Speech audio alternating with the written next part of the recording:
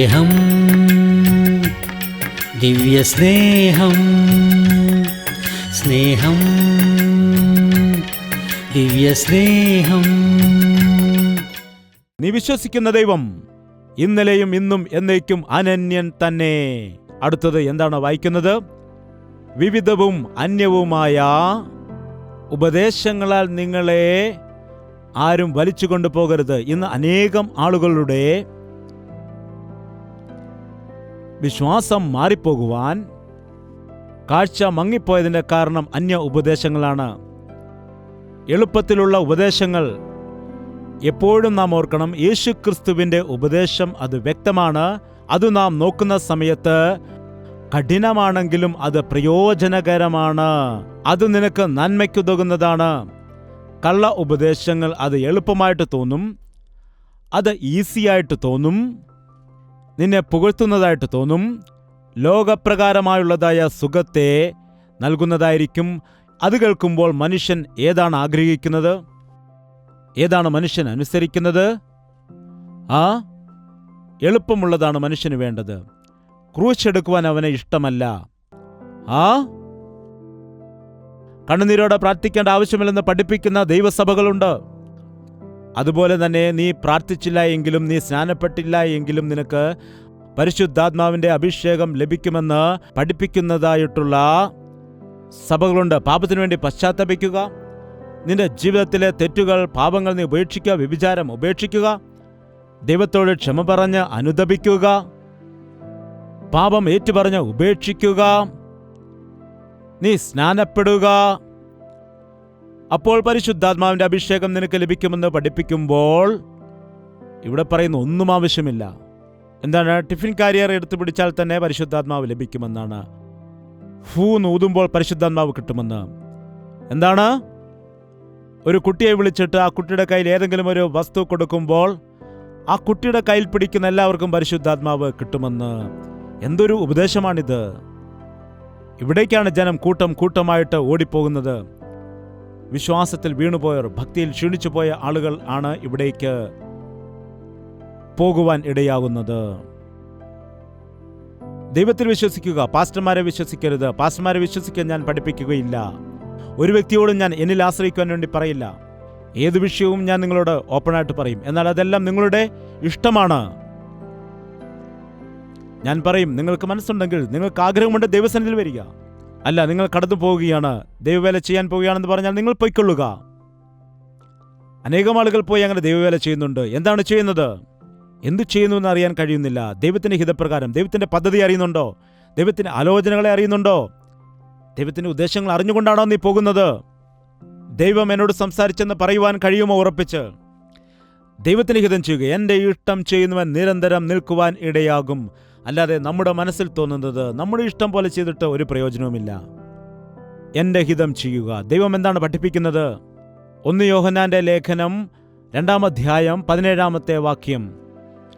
ലോകവും അതിൻ്റെ മോഹവും ഒഴിഞ്ഞു പോകുന്നു, ദൈവേഷ്ടം ചെയ്യുന്നവനോ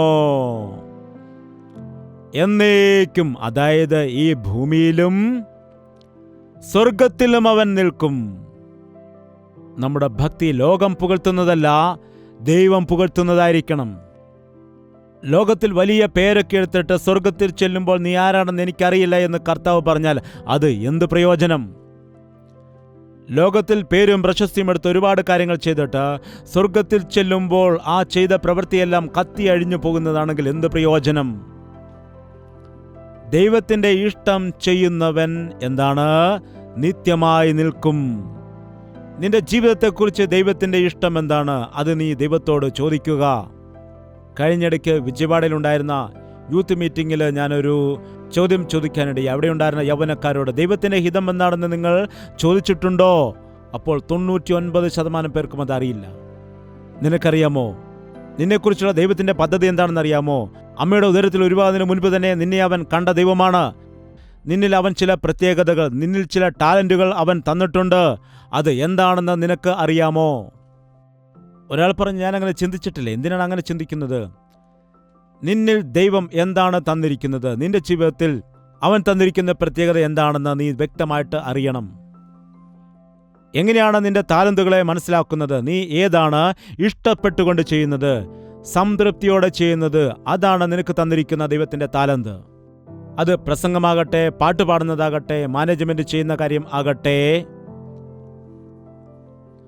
അത് നീ വ്യക്തിപരമായി ചെയ്യുന്ന വിഷയം ആകട്ടെ, അത് മറ്റുള്ളവരെ സഹായിക്കുന്ന കാര്യമാകട്ടെ, അതിഥി സൽക്കാരം ചെയ്യുന്നത് ആകട്ടെ, അത് ദൈവം നിനക്ക് നൽകിയതാണ്.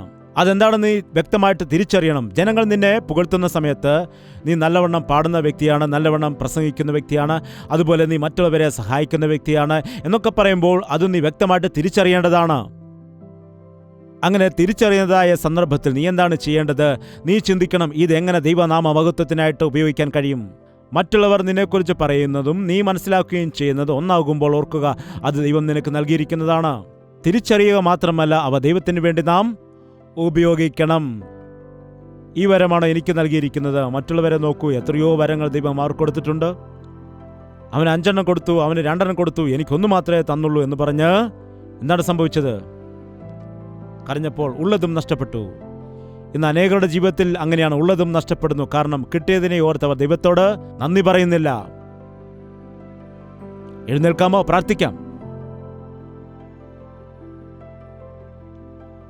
എല്ലാവരും വായി തുറന്ന് കർത്താവോട് ചോദിക്കുക, എന്നെ എന്തിനാണ് കർത്താവെ ജനിപ്പിച്ചത്? എന്നെ എന്തിനാണ് നീ വേർതിരിച്ചത്? എന്നെ എന്തിനാണ് നീ വീണ്ടെടുത്തത്? എന്നിൽ ഉണ്ടായിരിക്കുന്നതായ പ്രത്യേകതകൾ എന്തൊക്കെയാണ്? എന്നെക്കുറിച്ചുള്ള പദ്ധതി എന്താണെന്ന് കർത്താവിനോട് ചോദിക്കുക. കർത്താവ് നിനക്ക് മറുപടി നൽകും. എന്നെ എന്തിനാണ് ജനിപ്പിച്ചത്? എന്നെ എന്തിനാണ് വീണ്ടെടുത്തത്? എന്നെക്കുറിച്ചുള്ള പദ്ധതി എൻ്റെ ജീവിതത്തിൽ എന്താണ് ഉള്ളത് എന്ന് കർത്താവിനോട് നിങ്ങൾ ചോദിക്കുക. എന്നെക്കുറിച്ചുള്ളതായ നിന്റെ ഉദ്ദേശങ്ങൾ എന്തൊക്കെയാണ്? ചോദിച്ചു മനസ്സിലാക്കാം. ആ കർത്താവിനോട് ചോദിക്കാം. അവന് നമ്മെക്കുറിച്ച് അറിയാം. അവന് നമ്മുടെ മനസ്സ് അറിയാം. അവന് നമ്മുടെ ആവശ്യങ്ങൾ അറിയാം. നമ്മുടെ വാക്കുകൾ അധരത്തിൽ വരുന്നതിന് മുൻപ് തന്നെ നിന്റെ ഹൃദയത്തിൻ്റെ ആലോചനകൾ അവൻ അറിയുന്നു. നിന്നെ സഹായിക്കുന്നവൻ അവനാണ്. അവനാകുന്നു എൻ്റെ സഹായകൻ.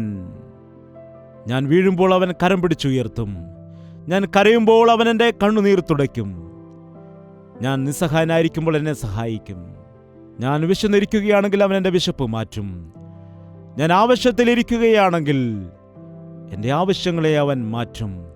എന്നെ സഹായിക്കുന്ന കർത്താവാണവൻ. സ്വപുത്രനോടൊപ്പം സകലതും എനിക്ക് വേണ്ടി അവൻ നൽകിയിരിക്കുന്നു എന്ന വിശ്വാസത്തോടെ നമുക്കായിരിക്കാം. ലോകത്തെ സ്നേഹിക്കരുത്, ലോകത്തിനുള്ളവയെ സ്നേഹിക്കരുത്, മനുഷ്യനിൽ ആശ്രയിക്കരുത്, അവനിൽ വിശ്വസിക്കരുത്. അനാവശ്യമായ ചിന്തകൾക്ക്, അനാവശ്യമായ വിചാരങ്ങൾക്ക് ഇടം കൊടുത്ത് നിന്റെ ജീവിതത്തെ നശിപ്പിക്കരുത്.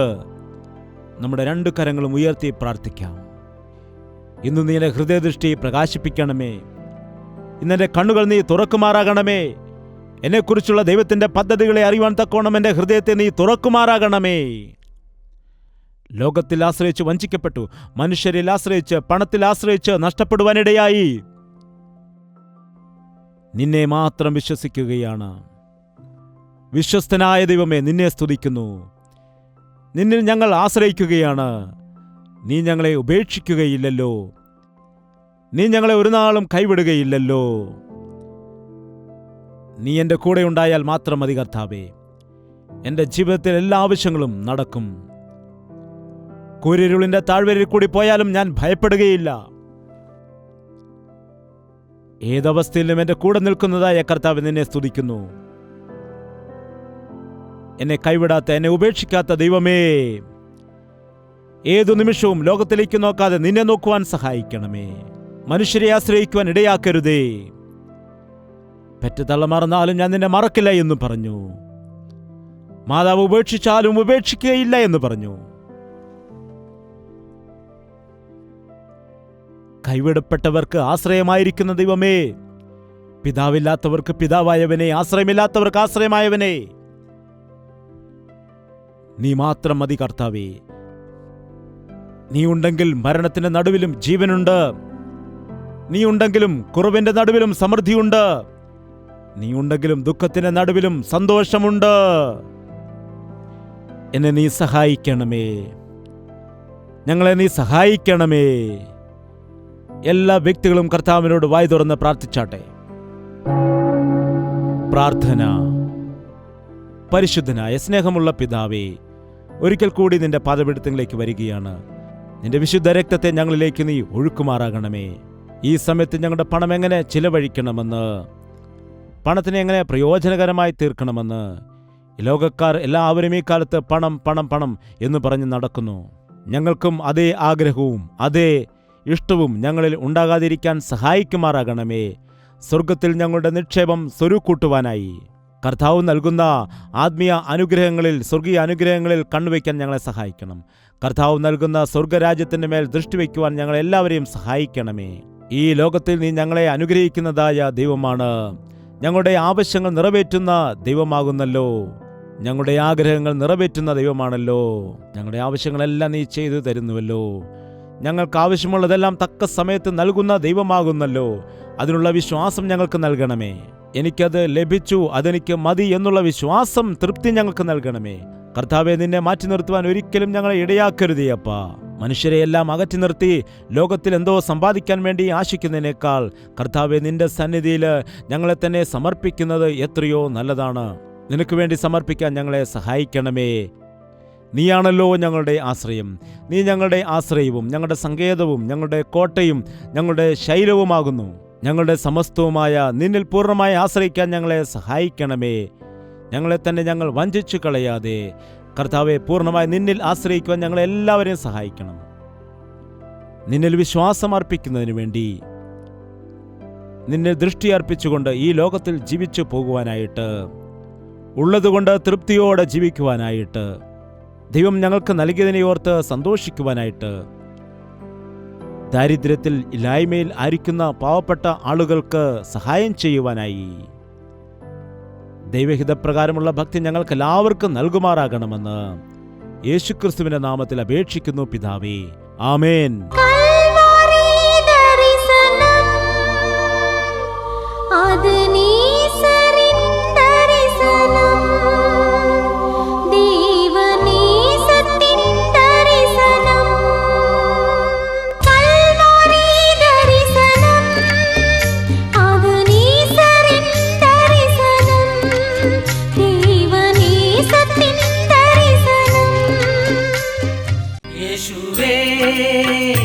യേശുവേ യേശുവേ യേശുവേ യേശുവേ യേശുവേ യേശുവേ യേശുവേ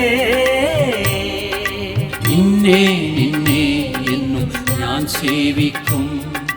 നീ മാത്രം രാജാവെന്നും. നിന്നെ നിന്നെ എന്നും ഞാൻ സേവിക്കും. നീ മാത്രം രാജാവെന്നും. യേശുവേ യേശുവേ യേശുവേ യേശുവേ യേശുവേ യേശുവേ യേശുവേ യേശുവേ യേശുവേ യേശുവേ യേശുവേ യേശുവേ യേശുവേ യേശുവേ